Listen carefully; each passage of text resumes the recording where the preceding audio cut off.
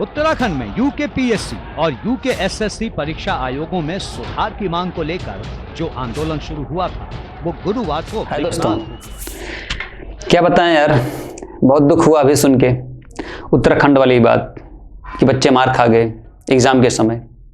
क्या यही रवैया ठीक है यार?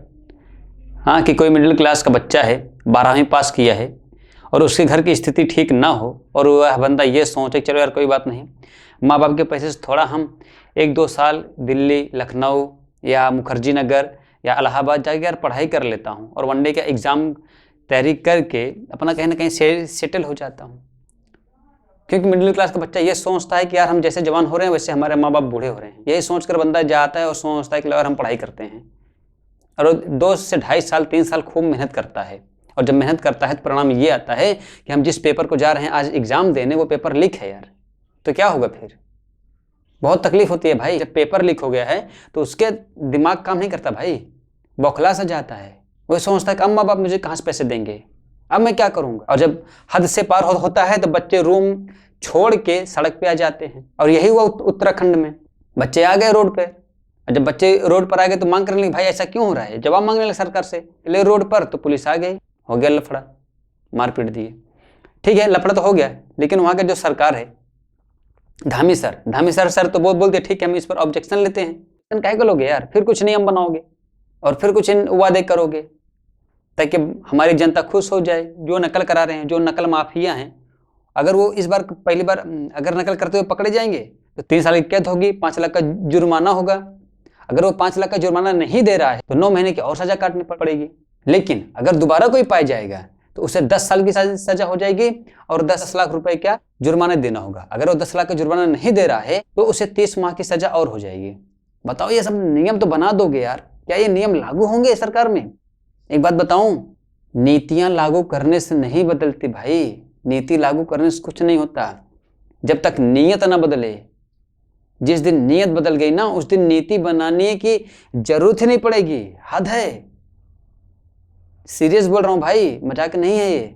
बच्चे मार खाते हैं, एग्जाम देते हैं, 3-3 साल पढ़ते हैं और जब उनका सपना वहां पहुंचने से पहले ही टूट जाता है तो बहुत दुख होता है। माँ बाप कितनी उम्मीद रखते हैं पता है बच्चों से कि काश हमारा बच्चा पढ़ के कुछ आगे बढ़ जाए, कुछ कर ले।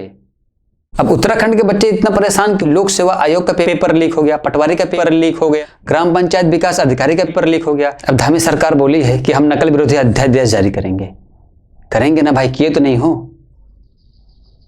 अगर नकल विरोधी अध्यादेश जारी करोगे तो एक बार वो ये भी सोचेंगे कि जो 1952 में घटना घटी थी कल्याण सिंह के सरकार में, कल्याण सिंह सरकार भी यूपी के थे, तब सरकार भी नकल विरोधी अध्यादेश जारी किए थे। और जब वो अध्यादेश ये जारी कर दिए थे, अगर मैं बात करूं तो उस साल के बच्चे हाई स्कूल और इंटर वालों के पास जो हुए थे बहुत कम संख्या थी। अगर बात करूं कक्षा 10 में तो केवल 14% लोग पास हुए थे लगभग, और इंटर की बात करूं तो केवल 31% लोग ही पास हुए कल्याण सिंह की सरकार में।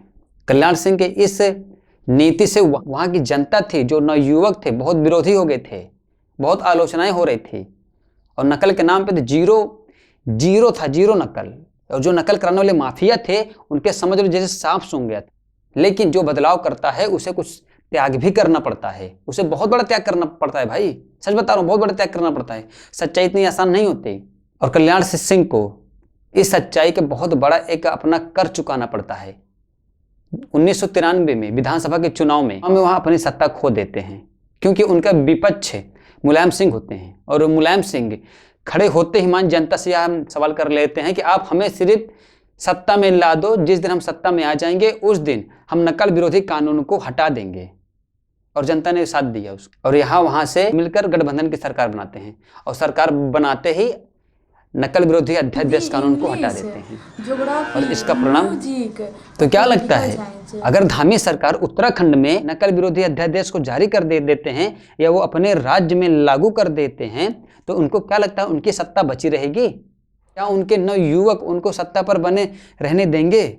मुझे बहुत मुश्किल लगता है, क्योंकि एक बार जब नकल विरोधी अध्यादेश लागू हुआ था तो हमें लोगों ने, हमारे नवयुवक लोगों ने ही कल्याण सिंह को राज्य सत्ता से बेदखल कर दिया था। क्या ये सोचने वाली बात नहीं बनती कि अगर वो चीज यहाँ पर उत्तराखंड में लागू होती है तो क्या सरकार वहां नहीं गिर जाएगी? तो आपको क्या लगता है कि धामी सर नकल विरोधी अध्यादेश कानून लागू करेंगे या नहीं। ठीक है, ये तो रही नकल विरोधियों की यार, पढ़ते रहो, अच्छे से रहो, खूब पढ़ो, मेहनत करो, नौकरी करो। ठीक है, आपके जो विचार हो कमेंट बॉक्स में दे सकते हो। चलो यार, वीडियो के अंत में यही बोलूँगा, चैनल सब्सक्राइब कर लो,